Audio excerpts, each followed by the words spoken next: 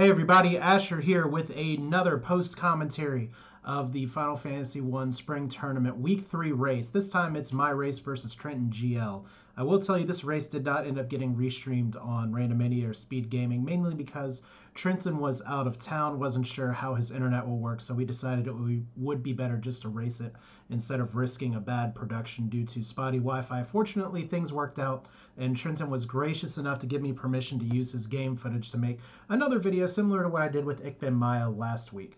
So for those of you who are unaware of the Spring Tournament formats, this is a game of Final Fantasy 1 Randomizer. The goal is to kill chaos, so you have to play through the whole game. There are 2 loose items, which we'll explain that in the context, but the theme is sailing the high seas, meaning that you get a free bridge plus canal, that's what that means, on that part of the tracker. And what it really boils down to is that if you get a ship early or a ship at some point, because of extended open progression, you can take that ship pretty much anywhere. There's no canal blocking you to the inner continent. And that means a floater. Now, sometimes a floater could be loose or available early and things go fast, and this flag set presents some other potential challenges. But generally, in most of the runs that have been done in this tournament so far, people do have to get on their boat and do have to go out into the world early. Both myself, which I'll be referring to myself in the third person from time to time, so I'll also be putting some post commentary as well, but it's easier if I just refer to myself as Asher here. Anyway, Asher and TrintonGL, we are both matched up because we are 1-1 so far in the tournament. So without further ado, I want to go ahead and get this started. I may pause once or twice just to make sure everything is lined up. We will be using the timer from my stream though, so this should be pretty close together, and Trenton is off, and there we go. Pretty much right around a few seconds there, so I want to make sure that we are lined up just about there. So we have white magic where we have harm 4, lamp, cure 2. Nothing super like crazy overpowered. Fire 3 and temper, and the black magic on the other hand is very, very, very good news.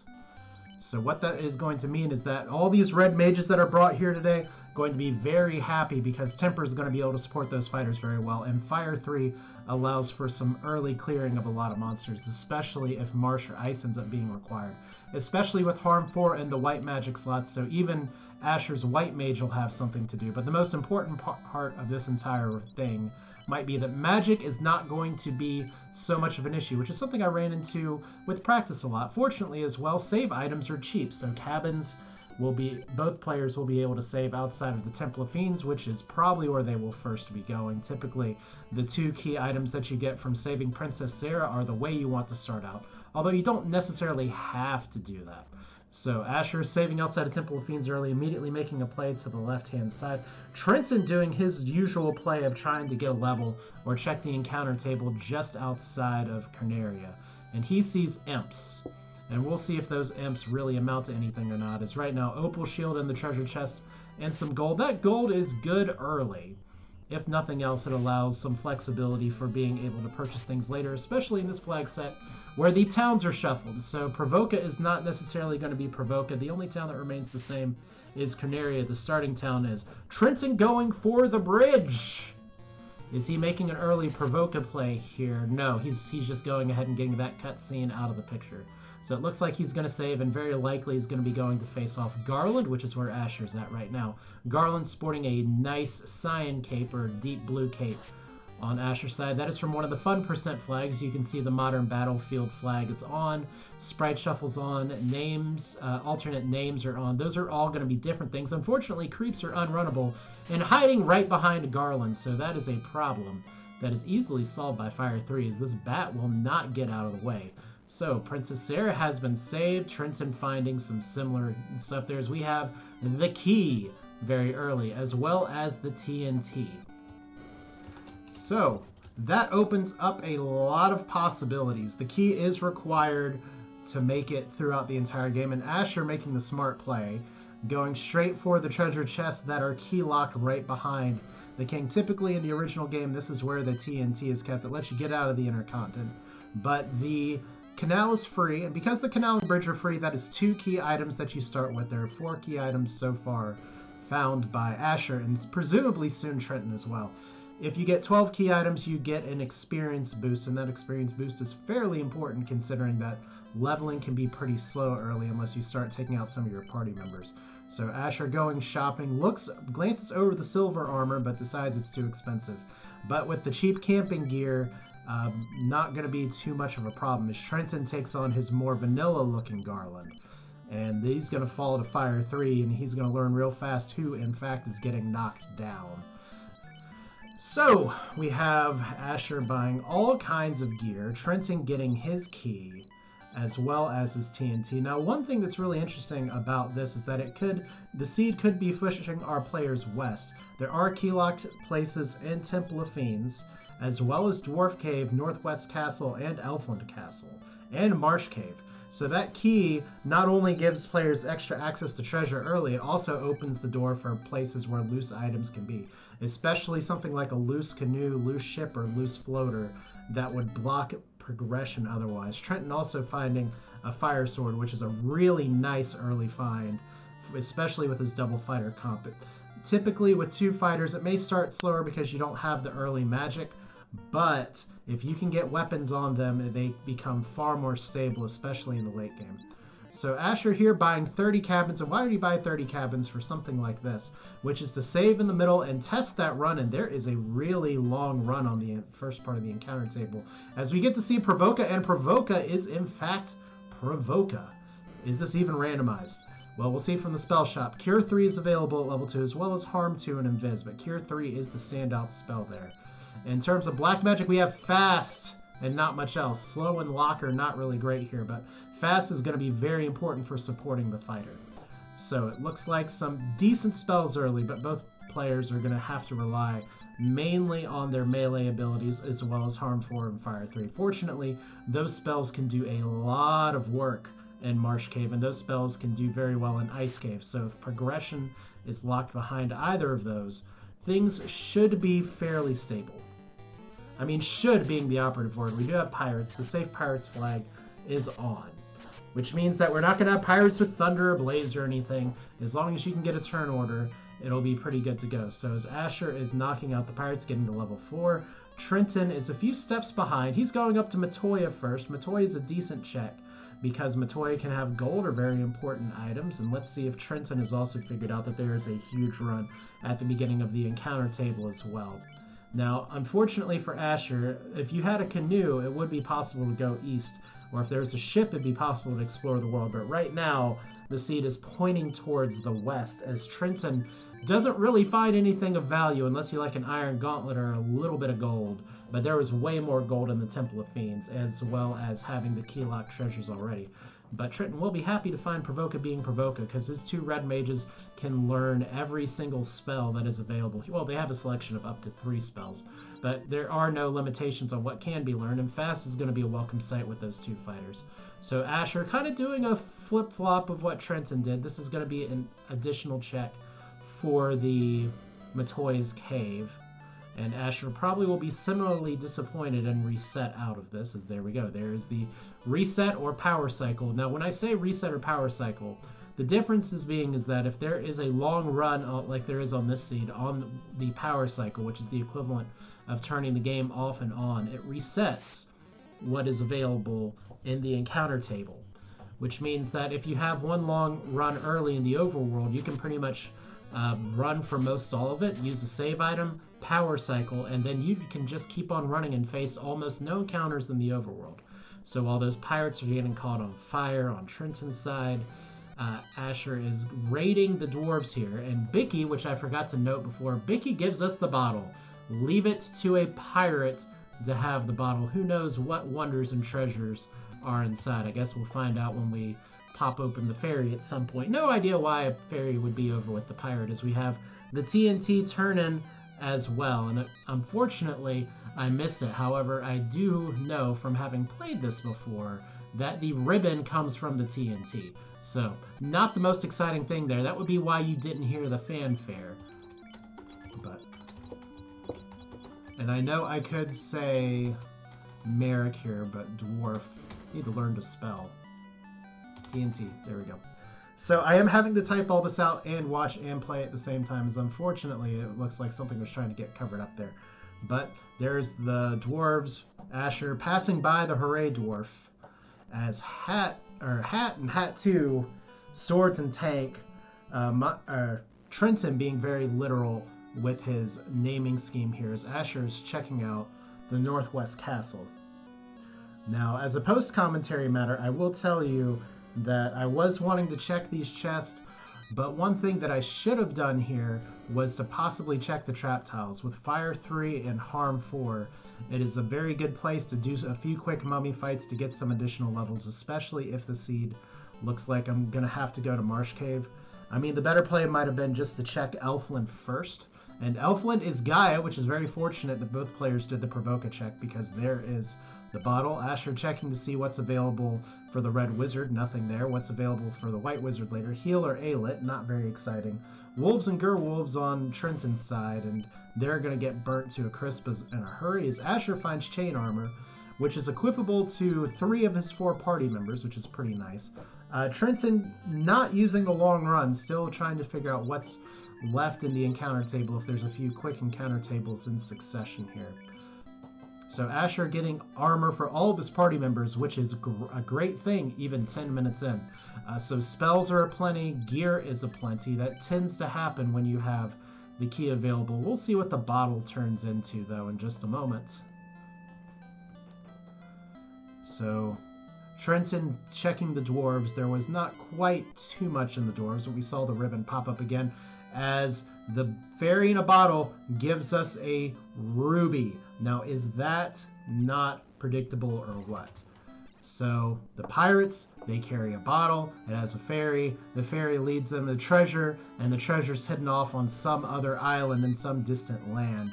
But if you can get to it, the booty shall be yours. I guess there's a phrase for that. But regardless, the hope for a ruby-locked floater hiding behind Sarda is still alive. So Asher going back into Gaia for some reason. Probably just to save. Yeah, just to save. Meanwhile, Trenton is going to be heading on, presumably going south. It's possible he goes straight to Marsh Cave, but typically that's not the play he's going to make, at least from the other races I've seen here, as we have him stopping by Northwest Castle. And it looks like he's going to do the exact play, at least check the chest, but it would be the smart play here to not have to double dip this, just to do it one time and go into and fight some mummies, especially with the spells that are available. And you can see Asher doing the same thing. We're going to have our first high five of this seed. Both players are taking a stop here to punch some mummies. You can see they are different colors. That is because of one of the fun percent flags. It doesn't change anything in terms of the gameplay, but it is something that it does just kind of spice it up a little bit. So Asher's warriors at level 5 with cheap houses and good spells. This is a pretty easy to fight as long as the mummies don't have toxic or hit super hard, and they don't seem to be terribly dangerous. But one of the benefits of doing something like this is that so far there is no way to get around it. Marsh is going to be required in this seed, which means that, what do you know, you want to have some levels to get in there. Looks like the mummies do have poison touch, but between the Mage Staff, Fire 3, and Harm 4, this is not going to present too many problems to the Light Warriors here. So there is a pure. Asher is fully stocked on all of his potions and everything. Level 4 seems to be enough. We'll see if that is indeed the case, as Trenton continues to try and get some levels. So already we have a bit of a divergence, both in terms of Trenton taking the time to level, while Asher, it is a safety play to go into mummies, no doubt, but cutting off his leveling at level 6, which he does have access to level 1 and level 2 spell charges. Although it never feels great, especially if the wizards are unrunnable to be throwing fire at him. The scum, on the other hand, which look especially disgusting today, are vulnerable to fire, so that is nice. Trenton now fighting images as well, and the images don't seem to be that problematic. They don't necessarily die immediately to one Mage Staff, but they do give a little more experience, as Trenton also cuts off his leveling. And if I could get a quick glance at where he stopped, I'll have to pay attention to that and get back to you in just a little bit about where that stopped, as we have Asher running away from some, they're not lobsters, they're just scorpions right now. As we get to hear the same little opening riff of the Marsh Cave theme. Meanwhile, Trenton taking out and burning as many wolves as he can with his Mage Staff. Asher not being able to run away from the crawl, so let's set it on fire. Bones are empty experience. They give 10 experience and 10 gold each, so they're really not worth it. The crawl there may be a little bit better, but still not great. 34,000 gold, though, which raises a really interesting question. With the key, a lot of gold has already been found in the match. And, I mean, some players would run off and keep that gold because we have not found the item that is available in the shop. In vanilla, it is the bottle that is available in the shop from the Oasis, but that is randomized and can be placed anywhere. The shop item might not even be required, but as a post-commentary matter, I'll say this much. 37,000 gold at least means 3 pro rings and Provoca, so I figured that was enough. Plus, there's a lot of expensive magic potentially left. So Maya turning, not Maya, I'm going to get this wrong and I can't believe it. TrintonGL getting the ruby. This is what I get for recording just a few days after my last recording session. However, my goal is to get this in 1 take instead of 2. So that should be fine. So Trenton continuing to get wolved. Asher successfully running out of the top of Marsh Cave. Even with some of those unrunnable encounters, he elects to keep the gold. We'll have to see if Trenton decides to keep the gold or not. Now, for those of you who might be wondering about the parties, I apologize. This is one thing I forgot to explain before, and it's a little funny to do it 14 minutes in. As part of the Sailing the High Seas, one of the party members is designated the captain. It is a forced character. That is the Red Mage. So that's why the Red Mage is lit up here, bright and shiny. And of course has this nice captain's hat, wouldn't have you known it. However, the captain from last week, the Black Mage, has been banned this week, so there must have been some kind of mutiny on board. We don't know for sure, but that is why nobody is running a Black Mage, which Black Mage, probably next to Fighter, one of the most popular classes to run. And although people are saying boring, Red Mage forced, the truth is that we have seen probably more different party comps this week so far between runners than previous other weeks, especially between the Thief being open. There's a lot of options available, but both Trenton and Asher going for Team Red, as we have Asher checking the chest. And do not forget, the key-locked Marsh chests are available as well. And if Asher's feeling spicy or confident enough in his spells, or certainly at level 6 if this place does not give enough of a scary challenge, he may go ahead and try and full clear this now. Now, Marsh is not the most chest-dense place, as Trenton has made his way into Marsh and appears to be going straight downstairs. But what this is going to possibly turn into is a check for loose items, which is why there's so many chests being checked. And one of the benefits of taking 2 fighters is that you're checking so many chests anyway. There's a very good possibility that you get 2 endgame weapons that you can put 1 on each. So there's wizards. They're unrunnable. They look super scary on Asher's side. But the most important thing is that there's only 2 of them. This formation can get up to 4, and they don't seem to hit very hard either. So that is a plus. Well, they hit for 3 hits, so that's not great. But the wizards, gotta see what they give. They give the crystal, so we are still locked on the inner continent. So the crystal, I have to find where all these things are again. Crystal comes from Marsh. Now, as I mentioned in the last video, last recap, there is going to be a lot of going around the world. It is not unusual for it to be about an hour before a fiend is killed, as Asher finds the coral sword in one of the locked chests. Trenton doing a different routing choice, going east to west, west to east. This means he may be skipping the key lock chest. Is Asher going in here and finding even more wizards, which I'll be honest, as a post-commentary matter, I did not realize the tile left of the treasure chest was a wizard tile. I thought they were both green snake or cobra tiles. So fortunately, the wizards, despite being unrunnable, are not very strong. But this is me. I've played this game a lot, but there's still things that I'm learning here. As Trenton checking one of the linked chests, because he's going from a different direction, he's going to be able to just pass that and go, okay, so efficient routing, albeit different routing. But he's going to be getting his crystal as well.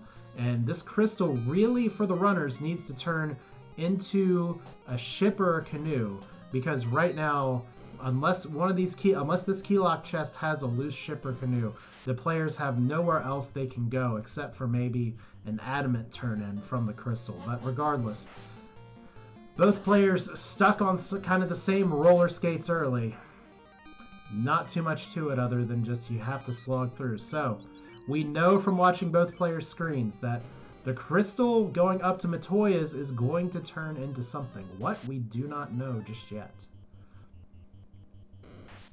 So there is not too much more of a recap that we can give in that other than just slimes being slimes, werewolves being werewolves. At least post-commentary here, I had not seen werewolves yet.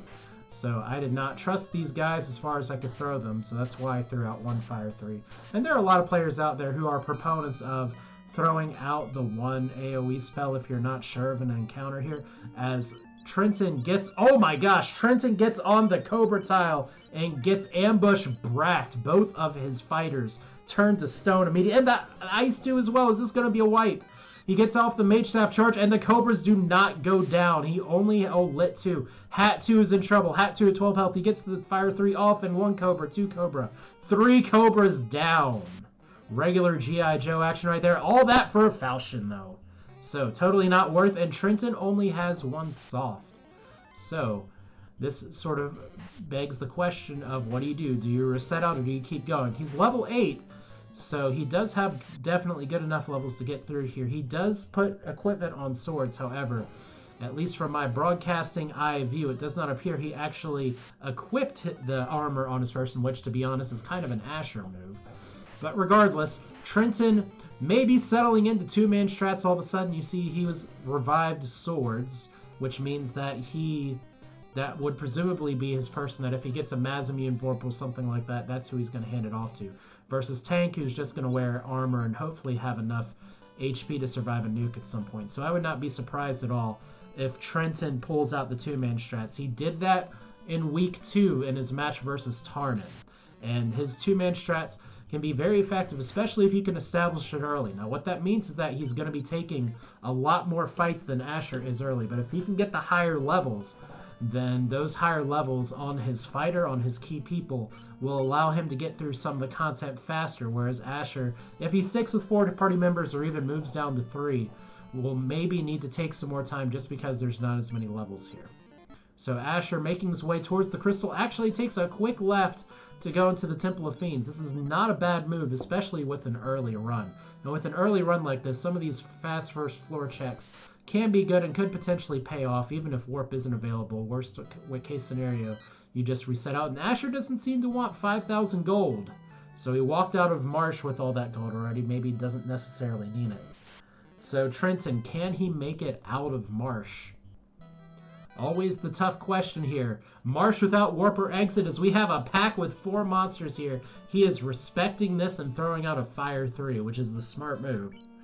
And he gets away. His fighter does get away, so he doesn't have to burn that charge.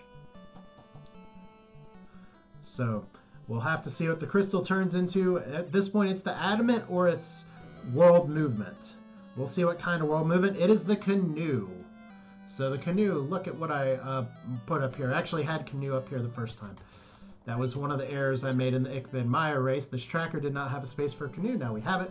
So just a quick recap. We had a marsh dive that was required, and it's turned into going into the world. But we've had a lot of other things kind of run us around. The princess gave us explosives, and those explosives turned into a hair accessories, which is all very well and good.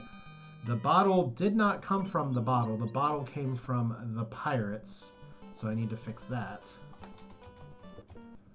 But the pirates gave us a bottle. That bottle ended up turning into a just happy-go-lucky ruby. So we have treasure there. Trenton, with that mage staff, leaning on that, he's a few steps away from Marsh. He dodges the staircase, but he makes it. And he takes what I like to call the danger step out. That danger step being where you get out of a dungeon that you really want to survive, and then you take that one step out. If you get that encounter could blow your face off and destroy all of the progression you've done. Just advice for those of you folks watching at home, please safety save. Safety saves save lives. Regardless, Asher restocking a little bit in Provoco. With the canoe, there's only one direction left to go. That is the eastern side of the continent, where we can see Crescent Lake, we can see the Ice Cave, or the volcano. And there is some potential for route divergence here, because the volcano is maybe the safer check, a lot more chest dense. But even with fast and temper access, Asher may not feel ready to take on carry, especially with a fire sword.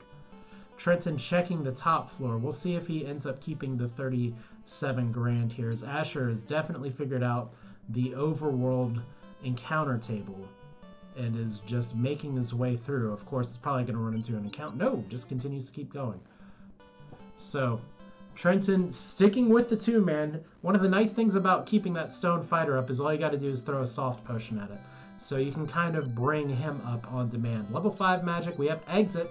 That exit is accessible for the red mages and the white mage. So that's good. Black magic, we have Lit 3 and XX and Zap. Lit 3 and Quad X are red wizard locked.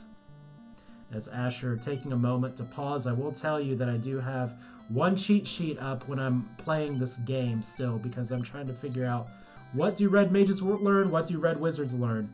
So I run this game with 2 monitors. On that second monitor is just a big cheat sheet that has a crappy Microsoft Paint or Paint.net chart of this is where the red mage can learn it versus where the red wizard can learn it. So now the question becomes, after checking out Melmond and checking back into Melmond because Caribs are unrunnable, the question becomes Ice Cave or Volcano. So Trenton, does he reset out of the gold? He resets out of the gold. He's just going to carry on. He already has his crystal from the marsh cave. He's going to turn that into a canoe. So that should work out very well for him. The matter, of course, now is where does he go after that? Is he going to go to Ice Cave, which it seems like Asher's doing, or is he going to take a dive into the volcano first? Now, the thing about the Ice Cave here is that ice is especially dangerous. There's a lot of undead. There's some fire vulnerable creatures here. Fortunately, Harm 4 and Fire 3 are on the table. Unfortunately for Asher, even though he does have level 5 exit, he does not have access to exit charges, as we have Zap from the cockatrices. Oh, this is a roll of the dice. But Asher manages to dodge the Zap. Life has not been found yet. So we have Wraths and Eye Mages and Geists. This is kind of the big undead pact you talk about here. Want to throw Fire 3 or Harm 4, or just want to run away as Trenton gets his canoe. And Trenton obviously saving after taking the danger step again, but that's okay, because the canoe's just going to let him keep on going. He'll probably do a similar restock, and then we can figure out, is he going to Ice? Is he going to Volcano? Is he going to go to Melmond? Asher throwing some spells and trying to run away. So a little bit of that mixed combo. You can't get sucked into taking too many fights that way. But sometimes it's faster, especially with a 9-pack like that, just to get the AoE and kill them off instead of waiting for long attack animations, or worse if they have something like Heal 3 or Heal 2. Because that's just the pits, because then the little spell flashes over everybody. You have sorcerers not with Death Touch, sorry Gregory Puff. But the sorcerers just hit like wet noodles. They look like less scary wizards. They are runnable. And Trenton picking up a pro ring from Provoca. I guess Provoca known for pro rings, as well as bottle carrying pirates. And he does not have a soft potion. We know that soft potions are sold in Carnaria. That is default interaction with the randomizer. Pures and soft potions are always available in the starting town. And I don't know if he stopped to go in there, but he is not bringing that fighter back up. So Trenton is committed to the 2-man strats. He tried to make it work against Tarnan last week, and it almost succeeded. Let's see how he can do in this race here.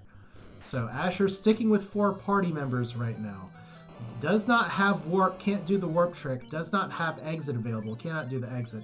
And if you do see Trenton's screen hopping from time to time, that is only because of the fact that he does have some connection issues on his stream, because he's using Wi-Fi out of town. This is not his normal setup. But this is, unfortunately, some of the herky-jerkiness that we will have to deal with. His stream, from what I previewed, is mostly fine. There are just a few hiccups like that. So, Asher checking the White Dragon chest, not finding anything of note. But we're about 30 minutes in. Nobody's in the air yet, but we have done a lot of the intercontinent. As Asher making a misstep and running into another White Dragon. He could have avoided that encounter had he gone into the room. So, where is Trenton going other than getting confused, lost in the river, as tends to happen from time to time? Looks like Trenton is making the ice cave as well. Will we have another high five? There's a power bonk for Asher.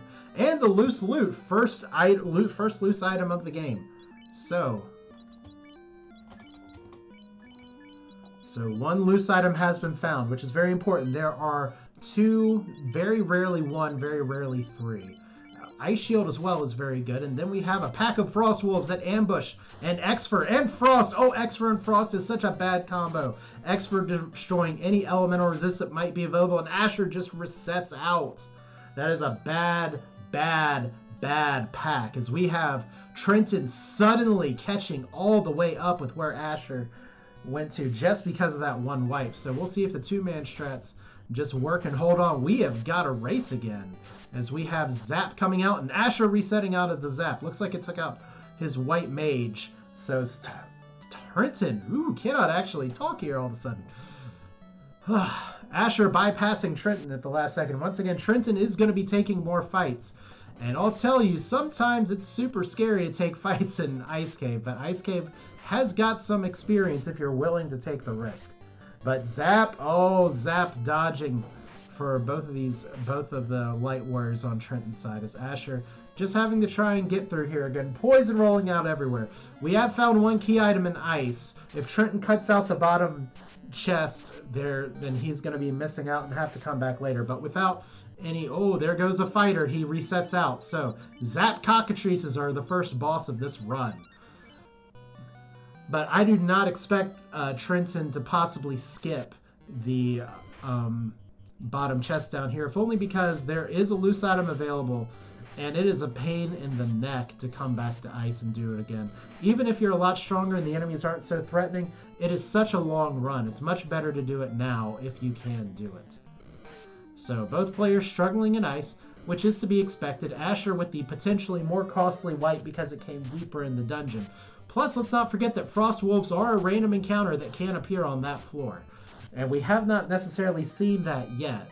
However, at least from where I'm thinking, and this is a post-commentary standpoint here, if you pay attention to the left-hand side of the screen, because I know that I don't need to worry about the two chests that are on this room with all the pits in it that Trenton's walking into right now, as well as not having to worry about the white dragon chest because I know what's in them, I can safely just keep walking and go straight to the 6 chest room. Now, you'll have to see if I decide to take on the Frost Wolves, but considering they ambush at least once and have deadly skills right away, it's probably better to take the loose item and run, especially since there's a power gauntlet there as well. But we'll have to see what Trenton decides to do. If Trenton encounters that and gets through, that's going to be a major time advantage. If he wipes, then we're back to status quo. And we still haven't seen what the incentive item is in Ice. It could be a floater, or it could be something else entirely. I mean, if I'm looking here right now, we don't have any other way to get out of the intercontinent at this point. So the chances are pretty high that the incentive item is a floater or it is a ship. However, there is the possibility that the floater or the ship could be loose in Volcano, or the remaining chests in Ice is dead is nearly dead. And once again, Trenton not finding much of anything in those chests. Asher fortunately having stocked up on heal potions, and it does look like he's skipping the white dragon chest. And he is going back down to the Room of Terror, and he's actually checking.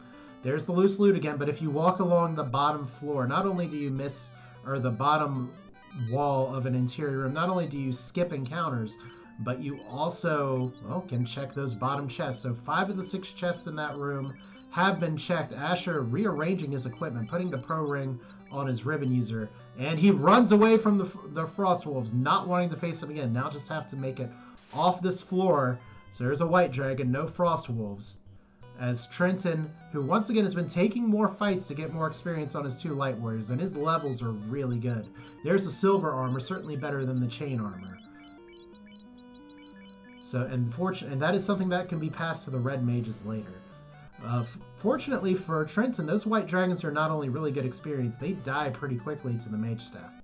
So there's a katana, which is very venerable. There's a Bane sword, which is also pretty good because it casts Bane.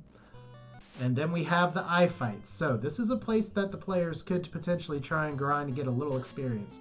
The catch, though, is that neither of them, despite going through all these quest chains, I'm pretty certain that we are still short of the 12 key items here. If I do a quick count, we have 1, 2 with the bridge and canal. The loot is 3. The bottle's 4. The ribbon does not count. The canoe's 5. The key is 6. The ship from the eye here from ice is 7.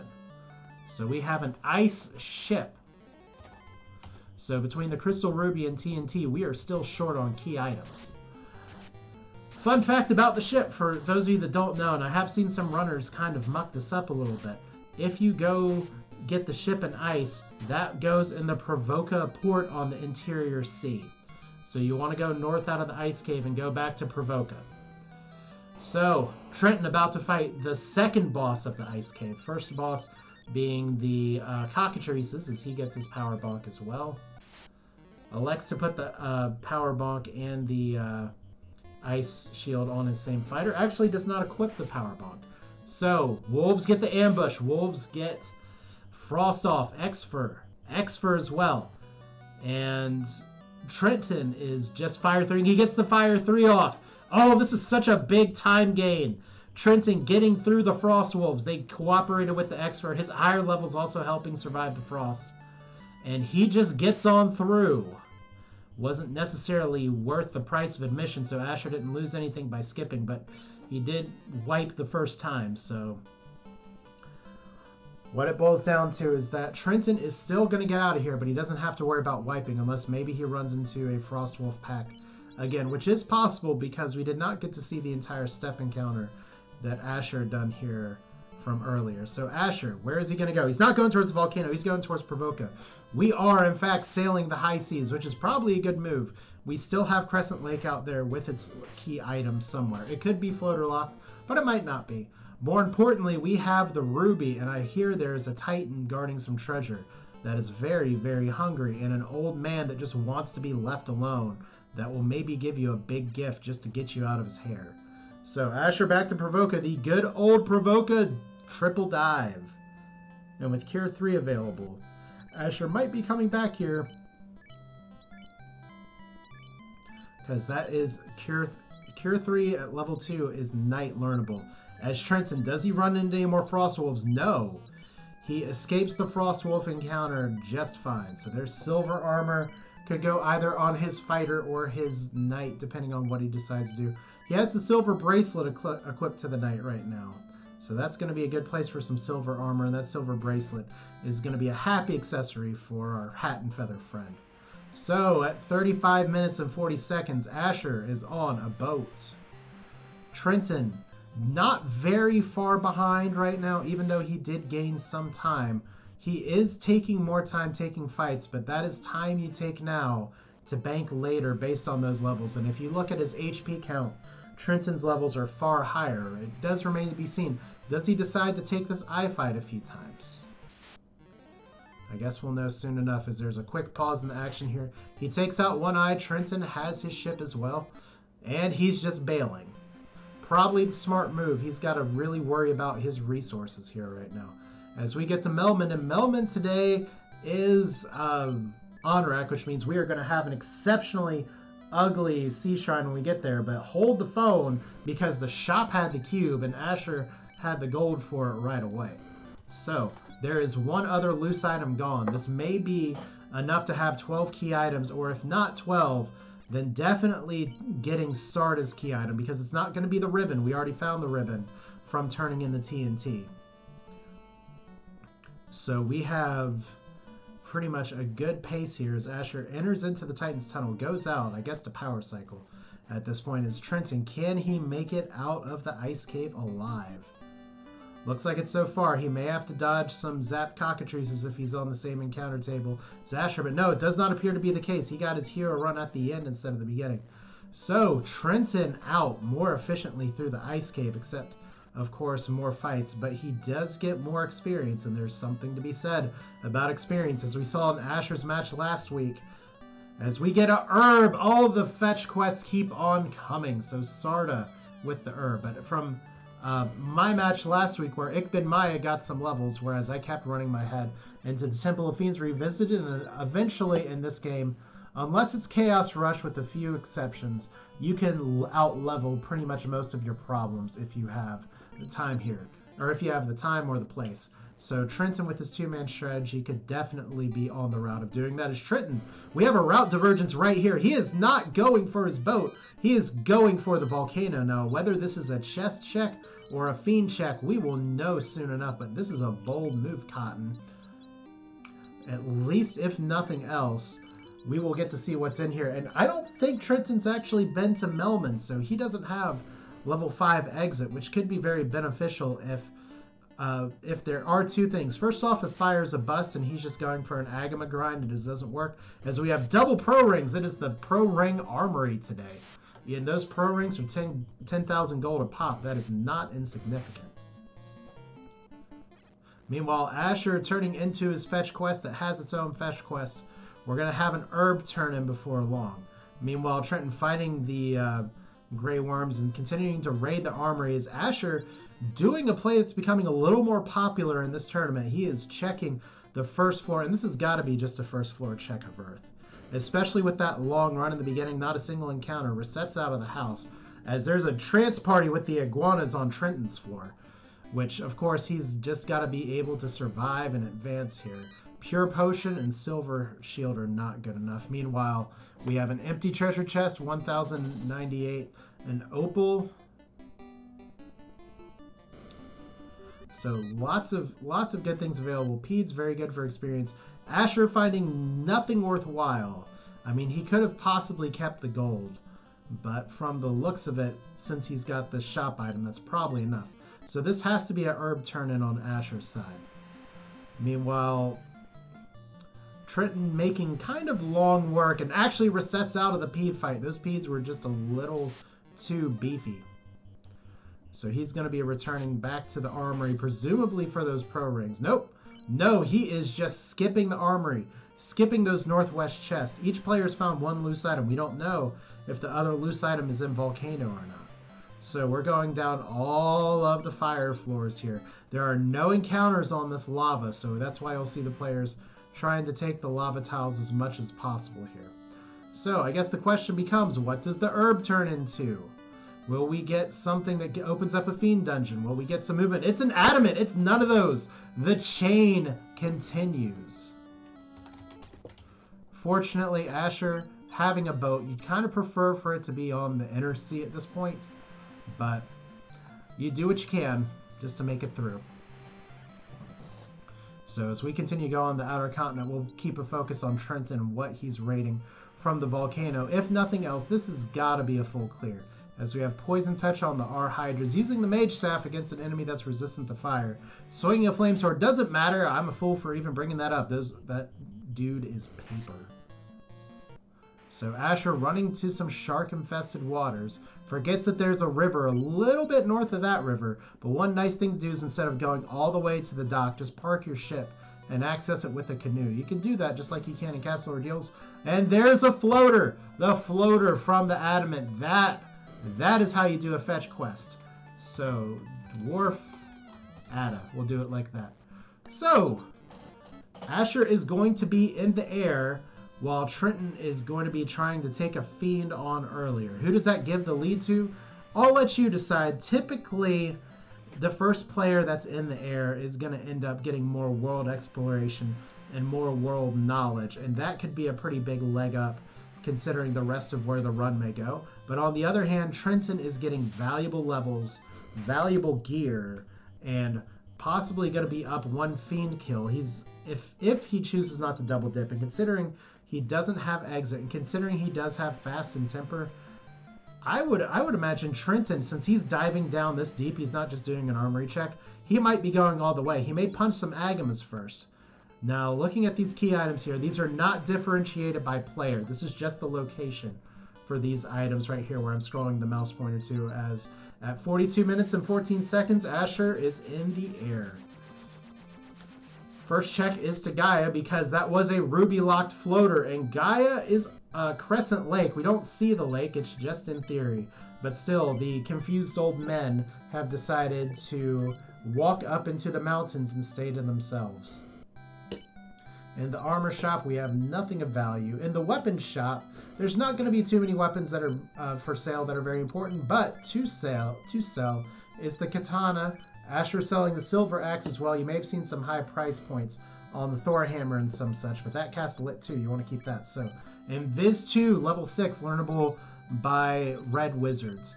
And unfortunately, a lot of the black magic is unavailable, including Ice 3. However, one other key aspect is that top spell in level 6, I believe that was Wall, that is white wizard only. So if Asher's looking to take down one of his characters, that might be out of the picture. As we get a crown from the confused old men. We'll just call them the sages here because that's technically what they are. But what it boils down to is that if you're going to be going a 3-man strat, you have to figure out who might be dead weight in your party. And at least from what we have seen so far, if this seed requires Wall, or there's some nasty magic that you need to get it up early, you're not going to get that from your red mages. So just something to keep in mind as Trenton is trying to figure out his experience. Maybe there's a break point he's looking for here, but it looks like he is going to take on some Agamas. He looks like he's swinging an ice sword now. And that Agama is kind of paper, as I believe that was an Oxyel. Fine, I'm going to put Oxyel for now, but I hope I'm not mistaken here. So Astos was not a nice king all along. In fact, he is a tyrant with some sweet red and white hair as well. And I can just take a peek at the other stream real quick. Yes, that would be the Oxyel from Astos from the look of it. So we still have one loose item left. The tail is still out in the world somewhere. We found the vendor item. We have not been to Waterfall. We have not been to Ordeals. So it is very likely that the tail, well, it's hard to say which item is going to be loose. One of the nice things about getting the ribbon very early from an incentive location is that it kind of destroys the mystery of will you or won't you go to one of the 3 non-fiend dungeon incentivized locations, which is Ice, Marsh, and Castle Ordeals, because they're all probably going to have something. And with a party like this, especially with some of the magic that's available between Invis 2 and Quad X, it'd probably behoove of Asher to promote, especially considering Cure 3 is a very serviceable spell on the night. As Asher's making his way towards the Lefane location, Trenton taking some more red dragon fights, so he must not be satisfied with his levels. This signals to me that he's going to take on Carrie here. So we have another enemy down. Asher taking a few extra fights, and Lefane is Lefane. That's a reset. So that means that the on-rack location is Elfland. So we will know real quick what our level 3 and 4 magic is. As yes, there's the Oxyel in Asher's inventory, so that's confirmed. But yeah, Trenton feasting on some Agamas. This would be a good time for Agama facts, but I'll give you one fact. Trenton is up to level 18. That is miles ahead of where Asher is. So if this is a soft carry, then this is going to be a pretty decent, easy fight. But here we go. It looks like he is gearing up. He's healing up. It's going to be time for our first Fiend encounter at the 46 minutes. Trenton pulls Carrie, and she starts with damage poison. That's a pretty bad oh crap moment just to start with. Oh, regular Fiend fight. Damage poison. So, fortunately, it did not wipe his group or anywhere near that. Temper fuss fast. We get 6 hits and more. Carrie not hitting super hard. Trenton satisfied with 192 health. As while we were pulling that, I did miss some of the magic that was available. However, from my knowledge playing the seed before, as I apologize, it is tough to watch 2 screens, especially when you're solo commentary. As at the 46-minute, 39-second mark, we have Trenton taking out the Fiend of Fire. Fade in Life Tour at level 4. Fade is white wizard locked or white mage locked. Life 2 is available to everybody. At level 3 magic, we have Brack, Quake, Ice 2 available as well. So what did I say here? The 40... And I'm just going to have to guesstimate this time, unfortunately. Lots of things going on all at once. I apologize. So we'll say at the 46, 42 mark. And please tell me that's not going to put AM. There we go. Correct timing this time. Asher, walking away from the waterfall. I'll tell you post-commentary, this is because I did not have an exit charge yet on any of my people. So I'd rather not walk in and walk out. I would rather just suffer through ordeals without warp and do the waterfall a little bit later. Oh, that's actually the wrong person to give that time to. That is not Asher's orb clear. That is TrintonGL's orb clear. So, first orb down. If I could just get this to actually display. For some reason, it does not seem to want to display. So, one more time. 46. Why do we have the font here being stupid, is my first question. These are the kind of things that are not supposed to be happening right now. And yet, for some reason, they do that. So I apologize while I fix some of these technical difficulties. Sometimes computers do have a mind of their own in this way, as you may be well aware. So we'll call it a 46-42 as Asher is starting his romp into the Castle Ordeals. Here's our first split. It's nice to get the split out of the way early, and Asher picks right at the very beginning. Picks right again. Picks right again! That is 3 in a row! You can do the math here. That is not very good. Picks... Oh! Is that it? Is that it? He gets to... Asher gets to the staircase on the very first try. That was top, top, top, top. There is a... If you do the multiplication for the 25% and then 50% chances, it goes to about a 3% chance of getting that right on the first try. Asher picking up Nuke as well. That was in the level 3 Black Magic. So, those man cats are going to get nuked on sight from the looks of it. As Trenton doesn't... We'll have to see. Has he bought any softs? He's back at Carnaria restocking. He is at level 18. That is a very good place to be. But if he's going to stick with his two-man strats, he may want to stick with that. As Asher working his way through Castle Ordeals. As I just have my fonts all over the place and I don't know why here. So I'll see if I can fix that up real fast. There we go. I think we're better. I'm not sure why that one play stopped. So, Trenton going from two-man strats to three-man strats. It looks like the level 18 was just what he needed to have just enough MDef.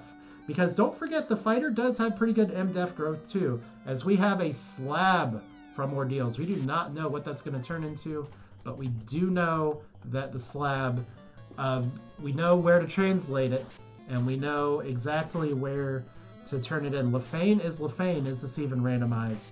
And it kind of is, because Crescent Lake is turned into the Cesspool of Melmond. So, Trenton getting his cube.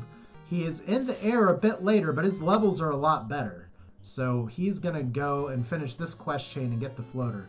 So, even though he'll be in the air a little bit later, he does have a 1-orb lead on Asher. This is a much closer race than maybe it looks like right now. Probably Asher may have a few minutes advantage, just because of being able to go around the world with the floater, but it is not that much, especially with the long run on the first encounter here in the overworld.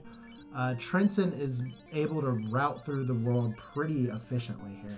So he has one red mage and two fighters up, misses a step into Matoya's cave, and ends up running into some shadows to pay for it. Asher taking on some zombie Ds. Looks like he is actually trying to dump some spell charges here.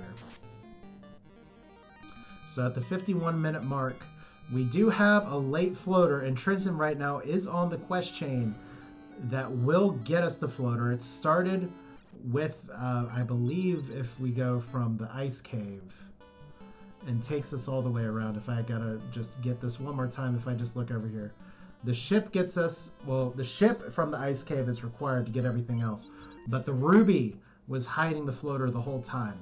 So who knew that treasure that Bicky had in the bottle from the ferry led to, well, the secret of flight. Interesting little side stories. We have Trenton checking Titan's Trove, getting Opal Bracelet, getting Thor's Hammer as well. I did not call this on my side, but I also did this check. So the Opal Bracelet is fantastic if you're running a two-man group and have one of your people up, because that armor is just as good as steel armor without the evade penalty. However, Trenton back up to 3, and it looks like he's happy to give the bracelet to his caster instead of his fighter. Asher, meanwhile, now with an exit charge in tow, going into the waterfall. So it remains to be seen what kind of nasties lie in wait over here. As we have a nightmare that is getting run away from. So apparently not much of a nightmare. And we have mummies and whiz mummies, and the whiz mummies kind of blend in a little bit. That's part of the joy of the sprite shuffle. Sometimes you get what we like to call a hard mode, where you can't really tell what enemy is what. As if you weren't sure about the Titan Trove dive there. On Asher's screen, you saw the Thor hammer being held by the fighter whose name is Wee. We dead for poison, apparently, today. So hard for not taking out the Whiz Mummies. The Whiz Mummies not bringing the goods just yet. So there's a Fire 3, and that is a lot of experience. Asher still does not appear to be taking down any of his warriors. So this could be a 4-man strategy. Asher has seen all the magic available in the game except for level 8, which he has not checked. Trenton, meanwhile, getting his adamant is, yes, would you like more fetch quests in your fetch quest? Asher running from the mud goal, which is good experience, but apparently maybe thinking about resources. There is a nightmare. And I mean, it's one thing to kind of be wary of resources, but you have Fade and Nuke available. It's not like you need maybe to be that conservative. On the other hand, taking each of these fights does take some time. So there'll be people out there that say, you know what, the nightmares, may be 991 experience a set, but maybe that's not good enough to take. And you know, I'm happy to hear your thoughts on that, because as I was running through, it's like I thought they would give me more, and yet they didn't. So here is one of the trap tiles of doom. We have seen the Whiz Mummies. I think it's possible for cockatrices to be here if it's just paralystic, and it wouldn't be a problem. Doesn't matter. It's an undead party, and that is one big experience pinata. Asher with the good turn order. Trenton sailing his boat, and he's not turning in the floater. He is going to ordeals. I love this play, at least so far as it is faster by boat, if you can route it correctly, to go park on that river and go to ordeals. It is one of the few checks where it is faster to do that than to go into just the floater and fly around. However, we do have the rod from the robot, so they have discovered the secret of pistons, apparently. But maybe that can be enough to break a tile to get to Lich. So that means that we have 2 items left. One of them is loose. One of them is going to be a tail of some way, shape, or form. And it looks like there is a quest chain that Asher has not completed yet. I'll have to see if he actually remembers to do the slab chain or not. I don't believe that slab from Ordeals has been turned in yet. As let's see if Trenton can get through just as fast on the pillar mace here. Nope, gets sent all the way back to the beginning. So, and he just resets out. So maybe a little bit of a time gain for Asher, but nothing compared to that wipe and frost. And that's one of the things about these kind of races, is that these seeds can run anywhere from 1.5 hours to 2 hours, and sometimes substantially longer. And there are little things that happen throughout the run that can be little swings that can potentially add up. But I think the snowball strategy for the day, as Trenton gets through by picking all tops here. But Trenton is going for the ultimate snowball strategy, hoping that his higher levels gets him in a better position later. And you know, that could work out. At least for now, Asher's routing is keeping him a few steps ahead, but the levels are lower. He's going to have to take some more fights at some point. And right now, Trenton is able to use that level advantage to take on a Fiend. As Asher finally finding Melman, first checking Melman vanilla location, and that was not it. Here's the armor shop, and it's gold bracelets. Asher has enough gold to buy 2. He already has the opal bracelet. So that is good enough. Chain armors can go. Gold bracelets are on. Clear some inventory space, not even bothering to sell the opal gauntlet, not even bothering to equip that silver helmet that's just been sitting in the inventory for a second. There's Dr. Un translating a slab. Congratulations, good doctor.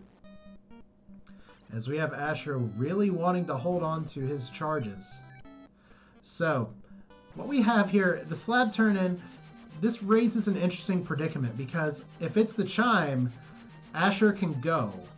Question becomes, is he happy with his equipment, or does he really want to find something like the Mazimune to be able to take on Chaos without promoting?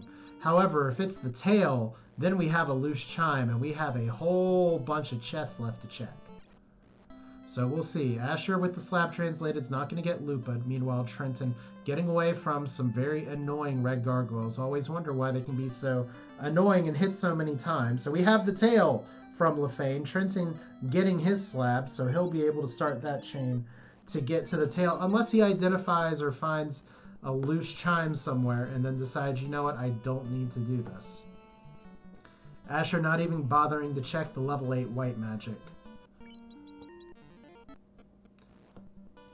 Meanwhile, Trenton taking on some zombie bees. He has the right spells for it, and it is very good experience. But he does not elect to do any kind of grind. Asher, from the looks of it, is probably just looking to promote.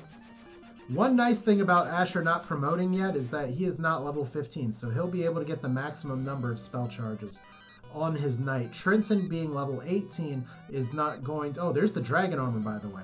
But Trenton being the level that he's at is going to end up having maybe some slower spell charges. As there is the chime, the other loose item. This is one of those flag sets where sometimes you have to find every single possible item. And I'll tell you from sitting here, it does not feel great, even sitting an hour in saying, you know, I finally completed all the pieces of the puzzle.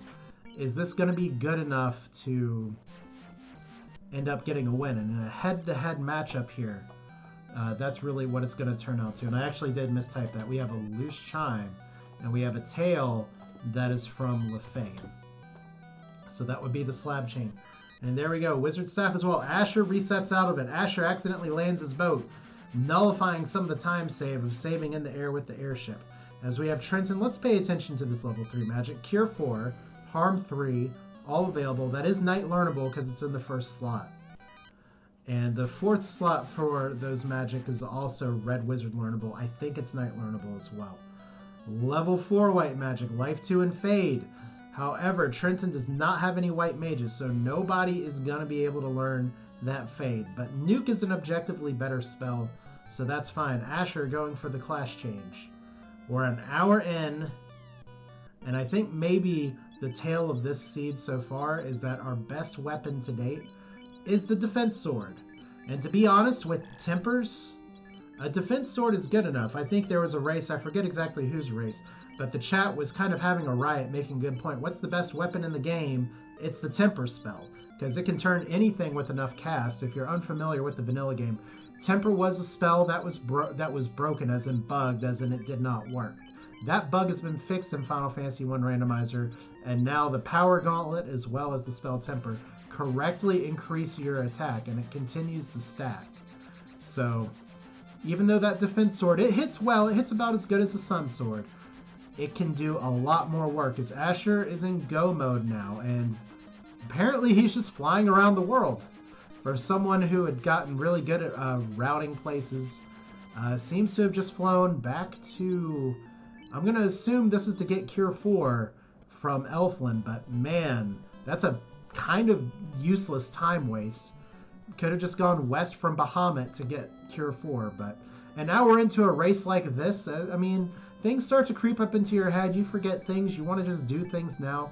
I will tell you as a post-commentary matter, my race with Maya the week before where I did not pick up Cure 3, and that may have made a difference in the run, or the success or failure of getting through places, was on my mind, so I thought to myself, you know what, I'm just going to get the spell now so I don't have to worry about it later. So, Asher is in go mode. Assuming Trenton checks the chest on the Cardia Isles once the slab turning gives him the tail, he'll be pretty much in go mode as well, but he already has a fiend down. Asher going for the Earth Cave. Is Asher going to make any checks, or is Asher happy with the weapon here? Goes up, oh, there's a reset. All right, so Old Habits Die Hard checking for the Earth Tile, which is Chaos Rush strats. Once again, the question is, Asher cleared the first floor of Earth. Is he going to check any other chest? There are a few greed chests in Earth Cave that are well worth a look and do not take too many steps to get to. However, there are some other places that are chest dense, especially after the vampire. I believe that's Earth 4 or Earth 5. I always forget my numeration here. So Asher skipping these chests. This could be a full go mode, or this could be a greed check. Trenton not taking fights with the nightmares that Asher took. There's Out of Bounds Bat. Didn't see that on Asher's side, so already Trenton is the hero in our hearts. As we have a bunch of mummies again. We have Gerwolves and Werewolves on Asher's side, as we have some of the name changes here. So we'll know real quick if Asher's doing a greed check or a need check, because right now, based on the items that are available, we do have... I'll have to check the armor screen to see how many ribbons. There's at least one incentive ribbon from the beginning of the game, as well as the defense sword, but not too much in the way of other weapons, which that may benefit Asher more, considering that he is keeping all 4 of his light warriors up. To be honest, though, Trenton probably just wants that one good weapon, and defense might be good enough. Although he'd probably prefer to put defense on his tank and have his sword person carry something else. So Asher doing some greed checks here. This earth chest is really easy to get to, but you have to run around and encounter, which he does. That earth looked pretty cool with the kind of fire and green on there. And there is another enemy. We have a creamsicle vampire today. Is it delicious? Does it cook well with harm 4? We don't know. 174 damage. Not enough. And then, well, as quickly as it was there, it's gone. Just like the ice cream of summer. So, Georges, which are gray ogres, and otherwise, we have all of these people available, and we have the rod going down into Earth. And is Asher? No, he's not going to check. And I'll tell you why I didn't check. It's because I did not have warp, and so that is a lot of extra steps to have to go back and forth in this area. So no warp access, no checking those top chests. Even though there could be the goods there, there could be one of the in-game weapons, which could anywhere between Mazamune, Excalibur, or Vorpal. Defense is good enough, as we have Revenge of the Wizards. They weren't enough in Marsh Cave. They weren't enough in Ice Cave. They're just the game's way of annoying you again and again. As Trenton is walking out of Waterfall, paying so much attention on the left-hand side of the screen. Is this to get more levels potentially, or is this because he does not have an exit charge? Tank is down to 1 health. Tank sitting in the second row, not being much of a tank. But level 20 on his primary fighter is a great place to be at this stage of the game. Meanwhile, Asher about to get his first orb lit. It's a lot faster of an orb run than the fire cave, though. So if Asher decides to do some more chest checking, which it seems like he is wanting to do on these Fiend revisits, then that could open the door for Trenton to use his superior levels to run some of the stuff faster. But we are on the Lich floor, so hopefully this time the fonts will not fail me. As Trenton makes it out of the waterfall without exiting. Maybe that was just a level thing. I'll have to ask and see if I know why. Maybe he hasn't been to Melmond yet, or maybe he never picked up exit on his red wizard. So here's Lich. That is a very pastel Lich today, but do fear the pastel undead until they die. Barely over 300 health, so that's an hour 5 and 15 for a dead Lich. So 105.15, just put a apostrophe in front of the number, and suddenly it does not tell the time. Pretty cool stuff. So Asher going to the volcano next. Trenton still not in the air. It is an hour and 5 minutes in. He has got to feel monumentally behind, or at least somewhat behind right now, because he is still not turned into adamant, has still not gotten the floater. In fact, he's nearly gotten everything else, and he still cannot fly. He has not forgotten about it, though, so that is some good note-taking on his end. Asher backing out of Volcano to get that level 5 magic that I talked about earlier that was Red Wizard learnable. And we also have nothing super exciting, as we have exit for everybody. The Red Wizards are full up on spells, and there's the floater at an hour 6 minutes. Each player has 1 orb down. We'll have to see what Trenton ends up doing here, but he's going to have to route this in a hurry. And presumably he will. I guess the more interesting question is, does Asher check chest? We know from watching Trenton clear this already that Asher is not going to find a weapon here. So there are a lot of chests, and they are pretty dense. They are pretty close to each other, as we're going to have the 2 pro rings here.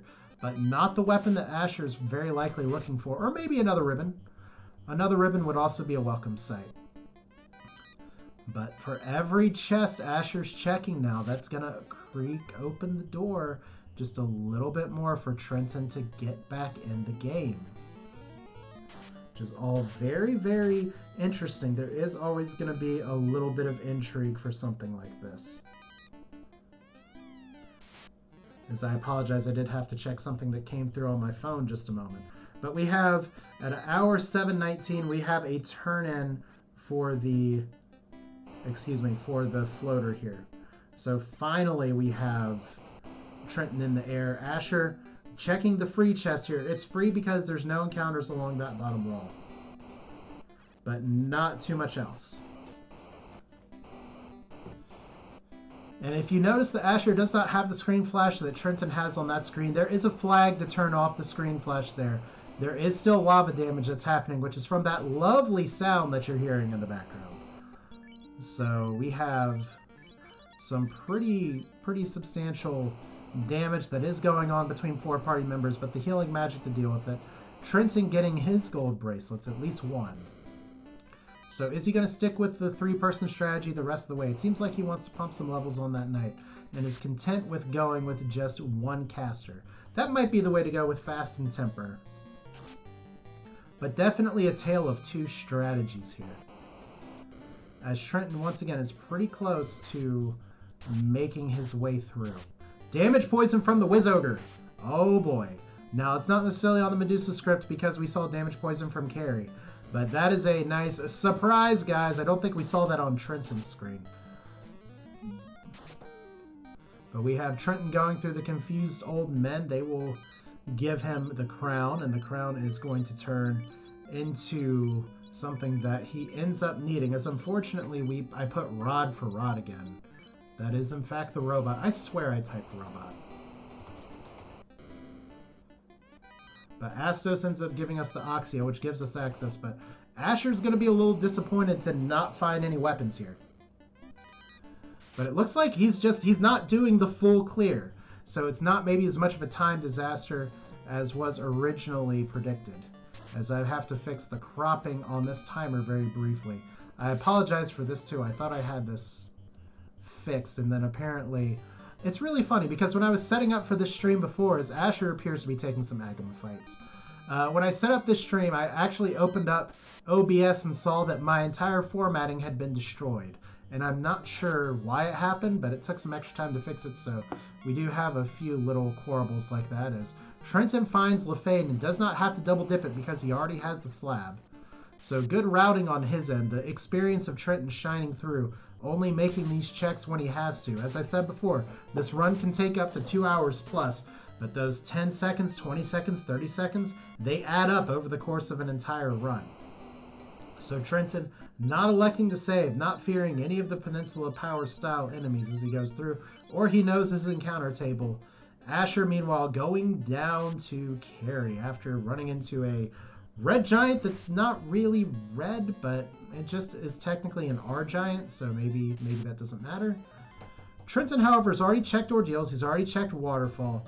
He doesn't really have much left to check, and he needs to go into the Cardia Isles because that's going to be his loose chime. Fortunately, from a logic standpoint, as we have the tempers going off, no damage poison out from Carrie here. But as we have, from a logic standpoint, the Cardia Isles is one of the most chest-dense areas available. We have a Fiend down 110.49 for Asher. But because it is one of the most chest-dense areas, this is a smart check that Trenton should be doing after he upgrades his party to higher level classes here. So Trenton with 2 ribbons.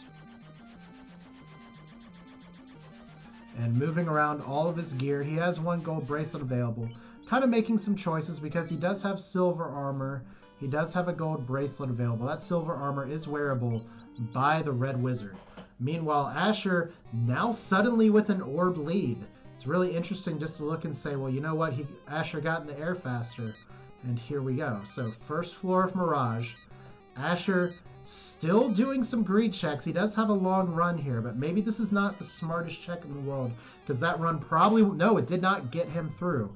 Fortunately, got the jump on some Nightmares and Evil Men, which are okay, man. Then we have Guards. Guards are decent experience, but Asher not really wanting to take the fight. And there's a ribbon. The ribbon has been found. That is ribbon number 3, and Asher ditches the silver helmet so that ribbon goes directly on the knight. Some efficient menuing there from Asher. 1611, or whatever you want to call. So, Trenton raiding the Cardia Isles, so that is going to net him the chime. He just makes sure to power cycle because he wants to have the correct run. And it's kind of interesting because those other 2 Cardia Islands were terrible. But if you check the other two, you might as well check the one that has the most chests. Asher still running from the guards. Lit 3 is a spell that he picked up. It's level 5. However, Catman, what do we have with the Catman here? No apparent bad skills. Asher taking no chances nuking him. Trenton getting a defense sword, running into some bad news bears, and there is the chime. So pretty good position here from Trenton. It remains to be seen. I do not think he's found any other weapons.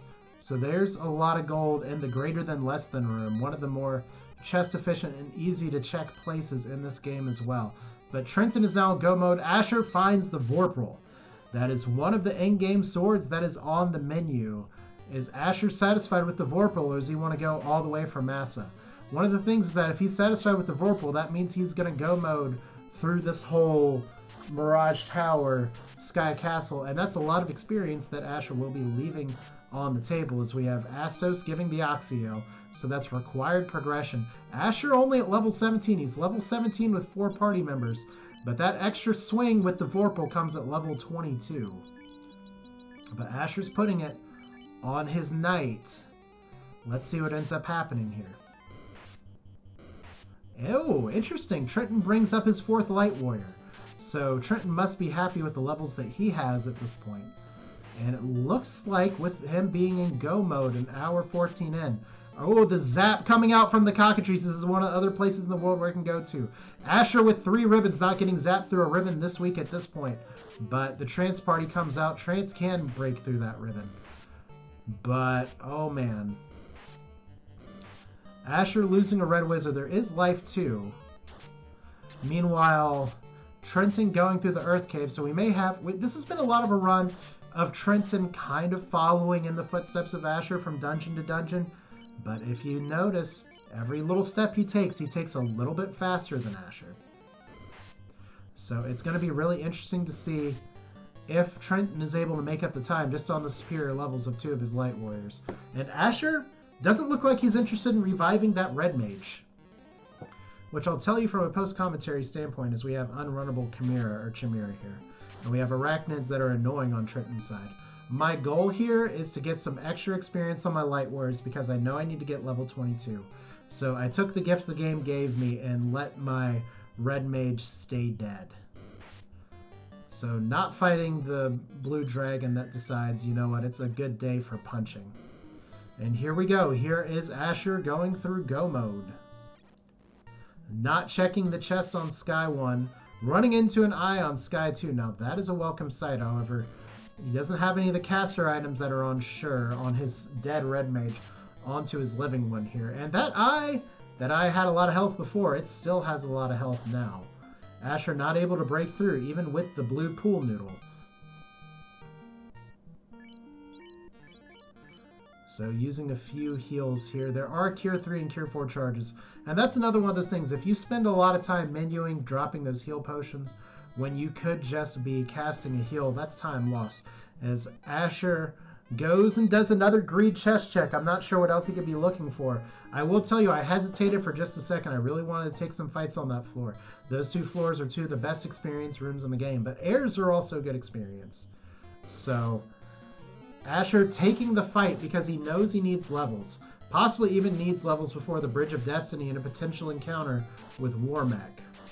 But those airs are not falling. That is a nuke and a fade and a swing from a sword, and the airs are still up. And even worse, Asher is down to 1 nuke charge. This might not be the fight to take, but it looks like Asher's committing to it. There's the Thor Hammer. We have seen the light at the end of the tunnel for one of those airs. Meanwhile, Trenton is making his way, trying to navigate the cave entrances, takes a few extra steps, finds an undead party that just wants to say hello. He runs off from it. The good thing about that air fight is that it's 3,000 experience. The bad thing about that air fight is that those airs could survive a fade and a nuke, so they have at least 500 HP, maybe closer to 600. So it looks like it's a race to finish lighting the orbs. And if Asher ends up taking more time in efficient fights like that, Trenton is going to be able to get back into this. I mean, it is 7 minutes from the time Asher lit his second orb. But here's the Bridge of Destiny. If you wish upon a star, Warmech may come to you today. But Asher brings up his fourth Light Warrior, and I will tell you why. The reason I brought that guy up is because I noticed I had no spell charges on my other person, so the failed attempt at getting some good fights like Gurmedusas or some other packs end up meaning that, I want to have my one person who has spell charges. As you see, 5 nukes. Kind of need that in the chamber, even for the Tiamat fight. As we have a little bit of stream stuff popping up on Trenton's screen. That's part of the dealing with using Twitch VODs for this, but like I said, I appreciate Trenton again giving me an opportunity to do this and help take care of it. Asher taking on another fight with theirs. I guess beggars cannot be choosers. As you look on the screen, there's a lich. You look on the screen, it's gone at the 1:18 to 23 minute. The Earth Cave has been cleared. Or we'll call that roughly 1:18:23 on that end. So, 2 orbs apiece. Asher on the Bridge of Destiny and Sky. Just remains to be seen where Trenton ends up going. We have nachos on the menu today for Asher, though. Nachos, not very rich in gold, but they are rich in experience and calories. Meanwhile, it looks like Trenton, he's making a walk towards Onrak, and yes, he is going to just go ahead and do the Sea Shrine, so another bit of route divergence. It's a race to light the orbs at this point as Asher runs into slimes, or what they're called in this name change, metal slimes. The most important thing is that they are weak to fire, and Asher has plenty of fire charges, as well as the mage staff here, so this is one of the best experience fights that you can get. But it does not give Asher a level. Asher trying to keep his HP up in case there are more fights. No Warmech again. Double nachos, though, going to take this fight. The nachos have a little bit of heft to them. But Asher is committed to getting some levels. But once again, every fight he takes is a little bit closer that Trenton can inch up because he can take on these things faster. And even though his red mage, that is hat exclamation point, is a bit lower level, he still is high enough level to have a few nuke charges, so he still can contribute. Meanwhile, 1 nacho left. You hate it when your nachos slap you for 63 damage 3 times. But Asher up to level 20. That's not enough for the bonus swing. And Asher skipping these airs. Probably a smart move as we are about to encounter the Queen of the Dragons, Tiamat. Asher does have the Bane Sword available. Did not pick up Brack and Elfland. So this could be just a fight where instead of going for the quick kill, could go for the regular swings as Asher. Looks like that's exactly what he's doing. But, oh, there is the Bane Sword on the White Mage. So, Fast and Temper on the Knight. Just the old standard play. Try to buff up. Hope that Tiamat... Oh, Tiamat starts with Blaze. That is what we call a problem because it did break through some of the defenses there. So, Nuke right away. Not even tempering here. Oh, there's another Temper. Asher kind of going for a mixed piece. Maybe hoping for the Bane to land. Brack is going to have higher accuracy. Technically, Tiamat is weak to Bane. But here we go. That strategy is not working. Tiamat getting hit for 4 hits for almost 300 damage, just shy of it. Meanwhile, Trenton taking down a Gershark. Looks like he has Gershark fight. Another nasty spell. Asher's got to be glad there's 3 ribbons. The Bane Sword doesn't hit again. Asher needs to check the batteries. There is Vorpal. 3 hits, 377 damage. So this Tiamat is just strong and big today. Bane Sword, almost using the Giant Sword on accident. Nothing there. Throwing Fire 3 on the Sea Snakes is probably not going to work for Trenton. Fire 2 on the Light Warrior is not going to work for Tiamat. There's another swing. 2 hits. Oh, this is a high evade because that is a fasted Knight. Sure's almost dead. Just going back to the nukes. Are we giving up on the spells at this point? Ink, that is a free turn. Trenton checking the Sharknado room. Not too much there. There's a Bane Sword that doesn't work. That's 5 Banes missed. And how much HP does this Tiamat have? Finally breaks through. 514 damage on 4 hits. And there is level 19 on Sure. So that was a long, long fight with Tiamat. Maybe about a minute and a half, maybe 2 minutes. Meanwhile, Trenton making his way to the great tentacle disaster, the Slap Master Kraken. And it's always a kind of interesting conundrum because you want your Krakens to have a spell list instead of punching you. Because those punches are what's really dangerous between all the multiple hits that can be rolled. But I'm just busy sitting here talking. And I'm going to call it 122-15 for the air kill. So it's nice to be into it a little bit and kind of missing some of these details. But when you're solo tracking like this, can't sweat the details. So Trenton on his way to light his third orb. And look at this all of a sudden. I mean, Sky Castle does take a little bit longer, especially if you stop in the Lotus Fields. But we get our first look at Kraken today, as we have Hat being the sacrificial lamb, not even being healed. Temper's going out for sword, 7 hits, 400 damage. Now, I think Hat was equipped with a gold bracer, so that's a bad thing to come worse. 4 hits for not very much, 3 hits for 3 from tank, but that's to be expected. And where's that power bonk? There's Brat coming out against Kraken. Ineffective. Defense coming out for swords. Oh my gosh, that is a slap-happy Kraken. 3 hits, 77 damage. That is going to be a problem. Vorpal hits comes out. 3 for 14. 7 hits for 100-some damage on tank. Tank not being as much of a tank today. Oh, tank is going down in a hurry. 3 hits, 351. Defense sword from swords is doing something. It's doing a little bit of work. 4 hits, 54 damage. Vorpal, 3 hits for 11 damage. Kraken brings the heat. There are no skills on this Kraken today.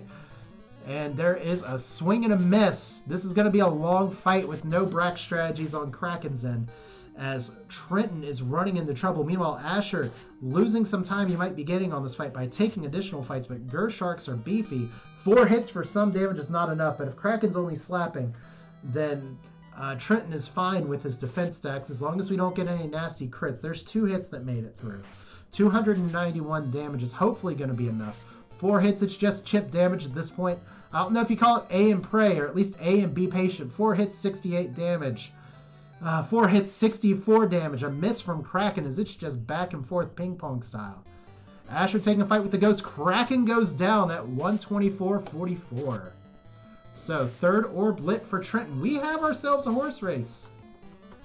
So, can't type right, 124.44. Good stuff. So, it's a race to light the last orb. TrintonGL going through. I guess he's going to revive his other light warriors. Why not? You don't have to solo the entire Temple of Fiends. We can't all be Will Bloodworth who would just pack 4 thieves here. So, this is an unrunnable Wiz-Sahag, R-Sahag fight. And hopefully they don't have any nasty skills. Didn't see anything really on Trenton's side out of the corner of my eye. But there is the Sky Castle left for Trenton, and Asher is part way through. So there is still an advantage. Trenton checking black magic that the red wizards cannot learn. Fog 2 is available for the white wizards if he elects to go for it. Heal 3 available for white wizards only, which Asher does have available. And it looks like, in fact, during that fight, at some point, Asher did pick up the heal 3 on the white wizard. So, good call from myself, I guess. See Snex, once again, that is just one of the fun percent things of having some of the names change. It doesn't really affect the gameplay. It just makes everything smile a little bit more. And once again, we have a desert and nasty color sea shrine because of its location due to town shuffle. The way the town and floor entrance shuffle and everything else is coded is that so you know where your dungeon is, or presumably in theory where it starts. The walls change color. I believe that's also the reason the coloration might be a little bit off in Temple of Fiends here, but I'd need to double check on that. Regardless, Asher checking the Sharknado room, just taking some greed chest checks. There's 3 ribbons, but I guess if there's anything he's looking for, it's a Mazmune, maybe an Excal. But against some of the later fiends, Vorpal might be the stronger choice for a weapon here. So here comes the Kraken at some point, and we know it is a dangerous Kraken. And Asher does not have Brack, only has Vorpal, Fast Strats, and the good old friendly Bane Sword, which Bane Sword is very ineffective. Be curious to see if Asher puts anybody else in the front row, keeps the defense stacks going. Maybe the one saving grace is that we don't know if Kraken has a ton of HP, if only because Trenton was able to thwack it down with little chip shots. There's Solo Lobster, maybe the best lobster formation in the game. Trenton taking on the Blue Dragon. Blue Dragon has some heft to it. Blue Dragon not getting bracked. Meanwhile, there is the Kraken, who looks like is getting angry after already getting kicked over by Trenton. So close to victory, yet so far away. Asher not changing the party order. A little bit of a disrespect move on the Kraken here. And there is a shot to a gold braceleted pro-caped Sure. That is the big warning. So fast did not go off on the fighter. And there's 4 hits for 34 damage. So suddenly maybe not as dangerous. There's a fade out. There's defense. So Asher's got 2 stacks of defense. He's going to swing. And we have the fades. We have the nukes out. We have 6 hits for 270 damage. The Vorpal already doing a lot more work here. There's a nuke. 310 damage. Is this Kraken closer? Is Kraken going to go into rage mode? Cure 4 for safety on the Knight, which is a smart play. Trenton taking a smart fight there. And there is the 4th feed down at 128.33. So Asher is the first to light all 4 orbs. If I could ever learn to type. Meanwhile, Trenton still has a lot of Sky Castle to go. It looks like he wants to take some fights, but at this point it's a matter of do you stay or do you go? He did his 2-man strategy, but I think if there's one thing I've seen before, it's a question of how high do you want to take your 2-man versus bringing everybody else in. Asher realizing he has a dead light warrior. You don't want a 3-man Temple of Fiends after doing all the 4-man stuff before. So, Temple of Fiends, 129.15. This is our second attempt to go, and this time with all of our party members. Trenton on the maze floor runs into some nachos. Asher bypassing green dragons. They have fire too. This could be a really great experienced fight, or it could be a real nightmare, especially with the spell list. That would be the reason I ran away. Meanwhile, running away from Mage Fighter that got an ambush on it. Seems like Asher is pretty happy with even level 21, just looking for those additional fight that he has to take. Can't be that far now. There's Jameer. That's more good experience that Asher's running away from. Jameer is with the rub. Don't need to play with that. So we have Trenton on the Bridge of Destiny. He finds a Nacho. He's on a different encounter cycle. So there's the Frost Wolves. Oh, the dreaded Frost Wolves revisited.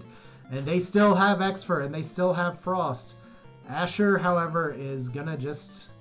Is he going to enact his revenge? He's going to try and run, and he's going to try and fire 3. There's another Frost. We haven't seen deeper into that skill list. There's another Frost from the Frost Wolves. There's an Exfer, so that's going to destroy all of the resist. And here we go. We have all kinds of spell charges for this. But this is a lot of resources. Sometimes the most dangerous floor on the Temple of Fiends Revisited is your opening floors. I've run into Nuke Worms. That is a seed that has stuck with my mind for a very long time. And that was just the gatekeeper more than any of the bosses. Another ambush Frost Wolves. Every single time that Asher's run into Frost Wolves in this seed, it has been an ambush. Can he get away in time? Sure is almost dead. Dead gets missed, and he gets away from that fight. Oh, there's another... Oh, it's another ambush pack of Frost Wolves. Oh, they came to party. They do not want to be left alone. The Nachos, on the other hand, are getting cooked with some Fire 3. So, plenty of action on both sides, and these are just regular enemies. Wait until you get to the feats. Asher's had enough. Here comes the nukes. Frost Wolves have sleep as well. As Sure takes a nap, wakes back up. Here comes more sleep from the Frost Wolves. Do not want to get down that ability list. The White Wizard gets slept through a ribbon as well. So we got to rely on one nuke, and oh, Asher gets away. Asher gets away. That was a double step encounter tile with double Frost Wolves. Nasty, nasty, nasty, nasty stuff. Meanwhile, Trenton taking on the Queen of the Dragons. And what do we have today? He's getting out the Bracks. So Trenton picking up Brack where Asher did not. Here comes the Defense Sword. There's another Brack. And broken into pieces. The Queen of the Dragons just falls to her knees. And that was a much faster fight. A little bit of a time gain for Trenton at the 132, we'll call it the 132.06 mark. As we have all 4 orbs lit for both players now. So 132.06, that is just like a 3.5-minute lead. So as I said before, we've got ourselves a race. If Asher stumbles, Trenton can get right back into this one. If Trenton's two-man strategy ends up working out to where he can get through some of these places better because he has higher top-end levels, that could work out very well for Asher right now. But so far, he has to get through all of these floors. Asher already about to take on Lich Revisited. And Asher respecting the Lich. This is a habit from Chaos Rush. I promise you don't want to disrespect Lich in Chaos Rush. So we have our even more pastel Lich. If you thought once was enough, it's not. So Fire 3, Harm 4, everything coming out. Trenton taking the Gas Dragon fight that's off the power cycle. So they're on the same. So both runners are on the same power cycle here. As we have a swing, and oh my goodness, that is a high absorb Lich. That was 8 hits for 60 damage. There we go, 6 hits for 304, so maybe it's not as high absorb as we thought. Harm 4, high rolls and gets it down. Trenton still plugging away at these Gas Dragons. I mean, it's worthwhile experience. He's got all 4 party members up. But this is time that he's giving back to Asher. You hope that if you do the 2-man earlier, you can just go. He's up to level 24 now, which is good. We'll have to take a look and see if he's still... I don't know. I was so busy watching some of the other races. I'm not entirely... other screen. I was not entirely sure if Trenton picked up the Vorpal or if he's just using the defense. If he's just using the defense... And... Oh! There's a Mazamune in the validation chest. Asher skipped the validation chest. So... Well, there answers your question of, do we worry about the levels for the defense sword? It don't matter now. That Mazamune ain't going to swing itself. Swords is going to live up to his name. Meanwhile, Carrie, who had a little roll in the wrong makeup aisle here, is Asher going for Bane strats. I will tell you from a post-commentary standpoint, I feel a little bad not going back for level 6 spells. That would have given me a chance to cast Invis 2 on some of these turns. But hey, Zap ain't going to block Invis 2. So, our 1 ribbon user not zapped. Asher not getting zapped through a ribbon. Carry 2 is down. Trenton running into the Frost Wolves of Doom. He does get a Fire 3 off, so was he ambushed? I'm not entirely sure. But the Fire 3 does go off. The defense goes off. The Thor Hammer is going to... Oh, it doesn't entirely sweep up the rest. But we're close. Asher, meanwhile, on the seafloor. Gersharks, another ambush. All of the ambushes today. This is a very high ambush seed. There's an ambush on Trenton by the Frost Giants and Frost Wolves. If he's on the same encounter cycle, that means he's going to get a double step. This time he's just running. Hat is low HP, staying low HP. There's a Frost. Frost takes out Hat. He has 1 less chance. Oh my god. Swords either gets slept through a ribbon or does not have a ribbon equipped. Tank would have the ribbon. Hat would have the ribbon. And it looks like Swords, it's exceptionally unlikely that he got slept through a ribbon twice.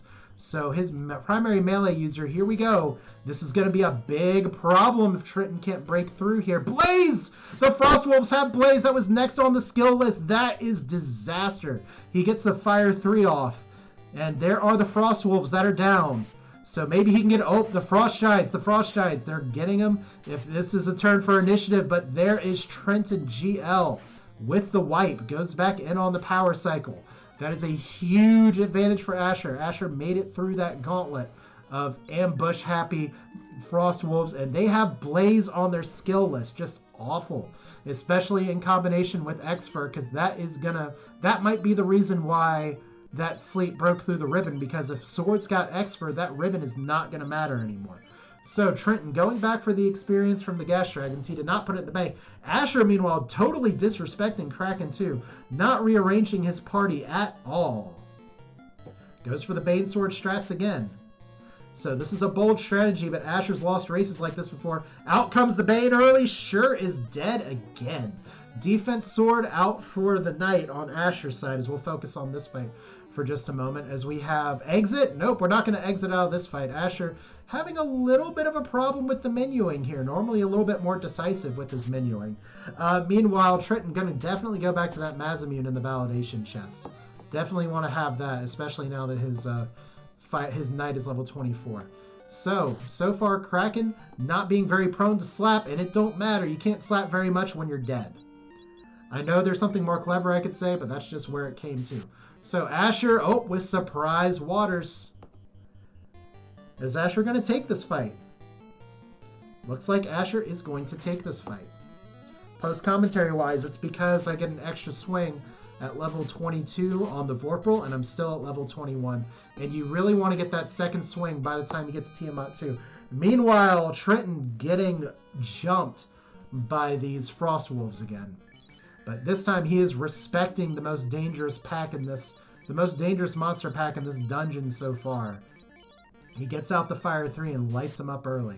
So here's the second pack, still not getting the heal off. Meanwhile, Tiamat, and what do we got here? Looks like Asher once again not respecting Tiamat. Oh, he did respect Tiamat. Puts Weed down at the bottom. There's a Bane.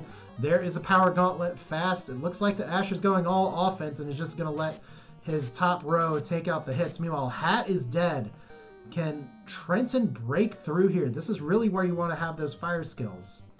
And he's not using the nuke. He's going for the Fire 3. That should be enough to clear these guys. So here we go. Heal 3 on Tiamat 2. There is a swing for 4 hits, 271 damage. Keeping a look at both screens at the same time. Trenton is able to get through. He should be able to get through this fine now. So I think that's the final double step. Cure 4 coming out, bringing Dead back from the brink of death. Inferno almost obliterating, but 2 health left on Sure. Asher might be able to get through this. 1,109 damage on 7 hits, and that is not enough to take out Tiamat. Good lord, Queen of the Dragons came out to play again. As Cure 4, great turn order. Asher taking the safety turn order on the Knight. 6 hits, 1,365 damage. That is enough. So moving the party members back around, there is still the possibility of running into other encounters. Meanwhile, Trenton getting through. And if he's on the same power cycle encounter, we know from Asher's screen that he's not going to run into more Frost Wolves. And it looks like he's just sticking with 3 party members for now. And he's going through a lot of heal potions, but it's okay. We have Chaos about to be pulled by Asher. Asher rearranging his party, putting one of his red mages in the back, the ribbonless Sure still at the top, putting out his fast charge. Fade from the White Wizard. 2 temper charges left here, and Asher's just going to swing. Not even going to power bonk. We're going to take a test swing early. With a temper and a fast, this is fine. This must mean that Asher either wants to finish this now, and we're almost at an hour 40. That is definitely the internal clock is going, but just a few hundred damage is not going to be enough by itself. Asher getting a Cure 3 off. Swings again. He gets 2 tempers from the red mages. Why not? Is that going to be enough? So there's a hit. Chaos does not hit hard at all. 8 hits, 408 damage. The heal 3 comes out. So any AoE damage, it may not be much of a thing. 1 temper charge left here. Another fade charge. Plenty of nukes on the red mage. Asher shared his resources pretty well. 6 hits for 225 damage. There's the nuke for 146. Blaze from Chaos, as if the Frost Wolves were not enough. Fade from the White Wizard. There's another temper, as Trenton is on Lich 1. But Asher's going to have to take a really big fall here for Trenton to catch up. As there's the swing from the Knight. 8 hits, 704, and that is it. Terminated. Asher takes the win as Trenton takes a pause here to wish good game overall. So that is the death of Chaos. Trenton is going to play this out. That is going to be a finish of 1 hour, 40 minutes, and 36 seconds. So, while Trenton is going through the rest of the Temple of Fiends, just some thoughts on the race here and on the fight, and some things that I know now that it's done. First off, that was a fairly soft Temple of Fiends revisited. I mean, some of the bosses had some interesting stuff, but when Frost Wolves are your biggest threat and the Fiends all kind of go down, and typically, once again, as I may have mentioned already, the greatest weapon was on hand in this seed again, and that's level 1 temper, and being able to throw out as many temper charges as possible. 102 chests checked. There is another stat that I do want to bring to your attention though.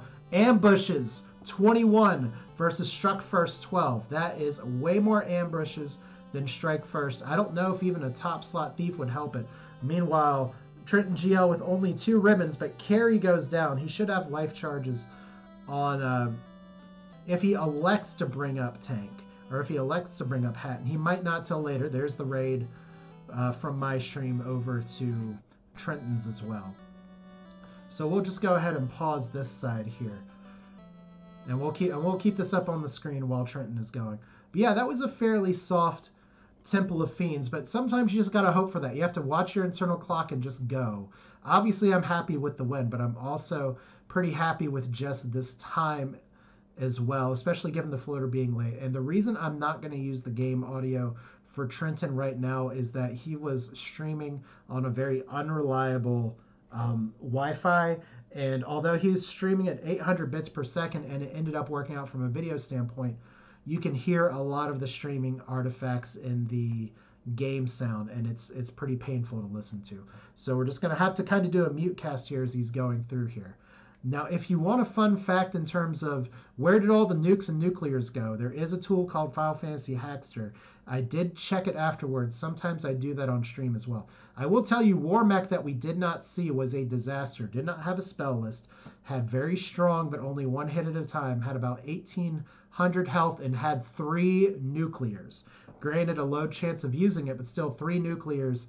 Not what you want to see on the Bridge of Destiny. However, it's nice if you can dodge them because then they won't appear in the boss pool. Because the way the boss spell pool work is that they share their own pool and the rest of the enemies share the other ones. So there are 2 nukes and 5 nuclears to go around. 2 of the nukes, the nuke spells, went to the end of Carry 2's spell list. As we get to the Kraken 2 fight, we have Trenton executing his plan. So we have swords in the bottom row, Hat 2, Tank at the top as a sacrificial lamb, and we'll see if we can get some... Oh, Tank with the power gauntlet. Swords with the defense. Seems I don't know if it's entirely backwards. There's Bane. Hat exclamation's gone. Meanwhile, we have defense sword coming out again. But it looks like he's kind of... Trenton is kind of going for the bifurcated approach with the 2 warriors instead of just throwing everything on one. Typically, when you see a 2 warrior approach, you have one that's loaded up with all the armor and one that's loaded up with all the stuff. But you know what? 1,000 damage with a Masamune, maybe you don't really need the power gauntlet very much. So we have Trenton going down to Tiamat, getting a run that goes straight there. Not even bothering to revive Hat at this point. So we got a fast going off, and I can just go ahead and watch his stream for the timing here as he's at 1 hour, 44 minutes, and 42 seconds. So Tiamat with swords going in here. Cure 4 just for safety. You definitely want to be able to keep that red mage up if at all possible. There's the Inferno. So Trenton already having trouble with some blaze here earlier. Gets the Masamune off. Masamune definitely the best thing you could possibly find in a validation chest. Probably even better than a ribbon, especially with 2 warriors, because Trenton told me after this race he was ready to go in to Temple of Fiends with just a defense sword. Well, I guess defense sword and Vorpal. But Masamune, pretty strong. And Tank is not even getting healed as Tiamat hits pretty hard. Mage Staff just going for chip damage on Tiamat and 7 hits. This Tiamat has some pretty big heft. Cure 4 going out on the Knight. A little bit risky not to do that the first go around. But maybe Cure 4 charges are limited. But there's Tiamat still up. Still going. If you remember, I had to do thousands and thousands of damage just to get Tiamat down. There's a stun, so practically a free turn. And there it is. Terminated. So just one more fiend, the final fiend. We do not want Trenton to get busted by anybody here at the end of the day. So he's going on to take on Chaos. And there we go. Bringing back up Hat.